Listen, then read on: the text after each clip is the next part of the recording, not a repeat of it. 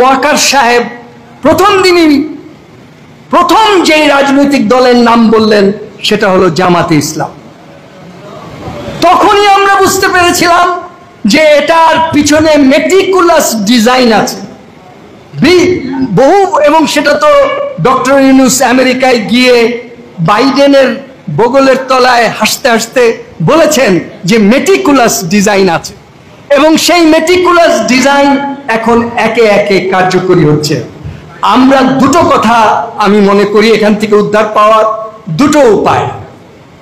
একটা উপায় হচ্ছে, প্রথম বলতে হবে যে তোমরা যে গণ অভ্যুত্থান করেছিলে তাতে সাধারণ মানুষ গিয়ে প্রতারিত হয়েছে, তারা প্রতারিত হয়েছে। অধিকাংশ লোক এখন সেখান থেকে সরে যাচ্ছে, অধিকাংশ ছাত্র এখন সেখান থেকে সরে যাচ্ছে, এবং তারা বলা শুরু করেছে যে আমরা প্রতারিত হওয়া বোধ করছি। কেন বলা শুরু করছে? কারণ দুটো ইস্যু ছিল সেই আন্দোলনের, একটা হলো গণতন্ত্র, একটা হলো বৈষম্য নিরসন। বৈষম্য নিরসনের জন্য আপনাকে ধনীর কাছ থেকে টাকা নিয়ে বিতরণ করতে হবে, সেইটা তারা করতে কমপ্লিটলি ব্যর্থ হয়েছে। আর গণতন্ত্র দেওয়ার আগেই তারা একটা কিংস পার্টি তৈরি করেছে, রাজার দল তৈরি করেছে। ক্ষমতায় থেকে রাজার দল তৈরি করে গণতন্ত্র আনা যায় না, এবং লেভেল প্লেইং ফিল্ড তৈরি না করে গণতন্ত্র আনা যায় না। এবং গণতন্ত্র আনার জন্য তারা না আনার জন্য 5 বছর থেকে বহু সংস্কার করার জন্য, বহু বক্তব্য দেওয়ার জন্য 7,000 পৃষ্ঠার সংস্কারের বই বানিয়েছে, এবং এই বই যারা বানিয়েছে তারা সকলেই বিদেশি নাগরিক। সুতরাং ওই বই থেকে আমরা কি পাব? ওই বই কার্যকরী কে করবে? এই ওইগুলো সবই এখন বৃথা। এবং শেষ মুহূর্তে তিনি লন্ডনে গিয়ে তারেক রহমানের সঙ্গে মিটিং করে ঠিক করেছেন যে আচ্ছা, নির্বাচন না দিয়ে আমার উপায় নেই, হয় আমি ফেব্রুয়ারিতে নির্বাচন দিব, না হয় এপ্রিলে দিব। তার মানে এখন একটা জিনিস আটকে আছে, ফেব্রুয়ারি থেকে এপ্রিলের মধ্যে নির্বাচন হবে। এখন সেটার জন্য মানুষ অপেক্ষা করছে। আমি মোস্তফা মহসিন মন্টুর আত্মার প্রতি যদি শ্রদ্ধা জানাতে চাই, তাহলে এই কথা আমি বলতে বাধ্য যে এই নির্বাচনে যারা যুদ্ধাপরাধী তারা কেমনে অংশগ্রহণ করবে? মোস্তফা মহসিনের মন্টুর আত্মা স্বর্গে বসে কান্দবে যদি যুদ্ধাপরাধীরা এই নির্বাচনে অংশগ্রহণ করে প্রতিযোগিতা করতে চায়, প্রতিযোগিতা করার সুযোগ পায়। কেউ কেউ বলেন আওয়ামী লীগে তো মানুষ হত্যা করেছে, 1800 লোকের তালিকা আছে ইউএনওর রিপোর্টে, কিন্তু ইউএনওর রিপোর্টেই কিন্তু বলা আছে যে দল হিসাবে আওয়ামী লীগকে নির্বাচন করতে দিতে হবে।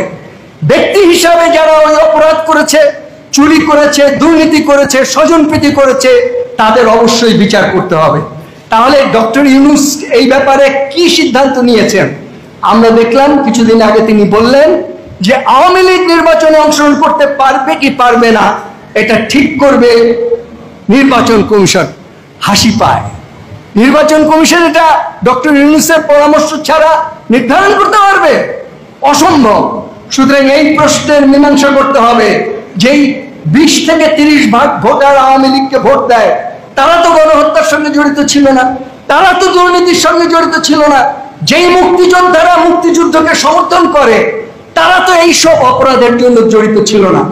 যেইভাবে বঙ্গবন্ধু বলেছিলেন দালাল আইন করে আমি সকলকে হরে ধরে বিচার করব না, যারা ক্রিমিনাল অপরাধ করেছে মুক্তিযুদ্ধে তাদের বিচার করব, সেই রকম এখানেও আমরা বলতে পারি যে যদি ওই শেখ হাসিনার 15 বছরের শাসনকালে যারা ক্রিমিনাল অপরাধ করেছে তাদের বিচার আমরাও চাই, কিন্তু মুক্তিযুদ্ধ তো বিচারের কাঠগড়ায় দাঁড়াতে পারে না।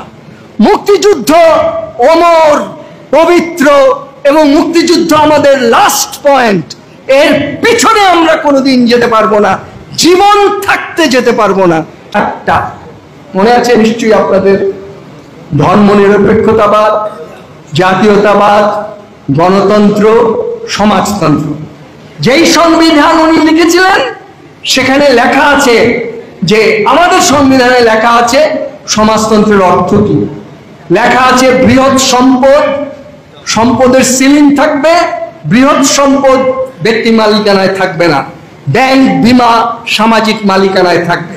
কিন্তু আমরা সেটা করেছিল বঙ্গবন্ধু, কিন্তু আমরা সেটাকে সফল করে সেখান থেকে অর্থ উদ্ধার করে সাধারণ মানুষের অন্ন, বস্ত্র, শিক্ষা, চিকিৎসা, বাসস্থানের ব্যবস্থা করতে পারিনি। পরে বঙ্গবন্ধুকে মেরে যারা ক্ষমতা আসলো, তারপর থেকে তারা দক্ষিণপন্থী অভিমুখেই যাত্রা শুরু করেছে, সেটা আওয়ামী লীগই বলেন আর বিএনপি বলেন। আজকে তাই মনে করা যাচ্ছে যে এই যে লোকরা ক্ষমতা নিল 24 তারিখে গণ অভ্যুত্থান ইত্যাদি, তারা একটা কথা বলছে যে অনেক চুরি হয়েছে, অনেক দুর্নীতি হয়েছে, অনেক লুটপাট হয়েছে এবং সেই লুটপাটের কারণে তারা ক্ষমতায় থাকতে পারেনি, তাদেরকে দূর করা হয়েছে। কিন্তু আমার প্রশ্ন এই সরকারের কাছে যে এই লুটপাটকারীদেরকে ক্যান্টনমেন্টে আশ্রয় দিয়েছে কে? কে আশ্রয় দিয়েছে রাজার হালে রাখার জন্য? কে তাদের বিচার করছে না? কে তাদের কাছ থেকে টাকা উদ্ধার করছে না?